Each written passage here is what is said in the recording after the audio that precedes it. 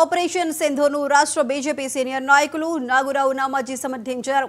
Narayanpet press club లో నాగురావు నామాజీ విలేకరులతో మాట్లాడారు. ఆడబిడ్డల సింధూరాన్ని తుడిచిపెట్టిన టెర్రరిస్టులను ఏరివేయడానికి పూనుకోవటం మంచి పరిణామం. కేవలం టెర్రరిస్టు స్థావరాలే లక్ష్యంగా దాడులు చేసి సామాన్య ప్రజలకు నష్టం వాటిల్లకుండా చూడటం త్రివిధ దళాల బలం తెలియజేస్తుందని నామాజీ పేర్కొన్నారు. 80కి పైగా టెర్రరిస్టులను ఏరివేసిన నరేంద్ర మోదీ ప్రభుత్వానికి నామాజీ ధన్యవాదాలు తెలిపారు. ఈ సమావేశంలో బీజేపీ జిల్లా అధ్యక్షుడు సత్య యాదవ్, పట్టణ అధ్యక్షుడు వినోద్, దళిత మోర్చా నాయకుడు కృష్ణ పాల్గొన్నారు. పాకిస్తాన్ బుద్ధి తెచ్చుకొని తన దేశంలో ఉన్న టెర్రరిస్టులని మొత్తం ఎలిమినేట్ చేసి ప్రపంచ శాంతికి కోరుకోవాల్సిన అవసరం ఉంది. లేకపోతే ఇంకా తీవ్ర పరిణామాలు అవుతాయి. భారతీయ జనతా పార్టీ ప్రపంచం మొత్తం కూడా శాంతియుతంగా ఉండాలని చెప్పి కోరుకుంటాం.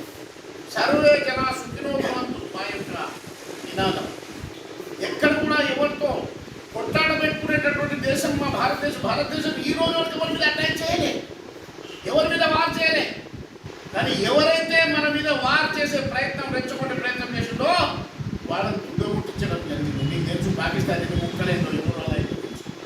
కాబట్టి ఈరోజు మన భారతదేశ ప్రభుత్వాన్ని, మన భారతదేశ బార్డర్పై పోరాడుతున్నటువంటి మన వీర జవాన్లకు, త్రిదళాధిపతులకు అందరూ కూడా ఈరోజు మనమందరం కూడా ధన్యవాదాలు తెలపాల్సిన అవసరం ఉంది.